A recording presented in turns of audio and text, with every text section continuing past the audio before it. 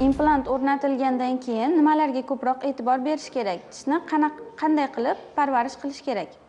Implantatsiya jarayonidan so'ng asosiy e'tibor bu og'iz bo'shlig'i gigiyenasiga rioya qilishimiz kerak va zararli odatlar, masalan, chekish, ichish bo'lgan usullardan tiyilib turishga to'g'ri keladi. Aks holda og'iz bo'shlig'idagi mikroflora buzilib, bizlarda periimplantit degan asorat bor, ya'ni implantlarni suyaklari bitmay qolishi mumkin. Va agar shularga rioya qilib bemorlarimiz og'iz bo'shlig'i mikroflorasi va gigiyenasiga rioya qilsa, implantlarimiz ko'p yillargacha xizmat qilib beradi. Tish oldirilgandan keyin vaqtida qo'yilmasa, yana yonidagi tishlarga qanday zarar berishi mumkin?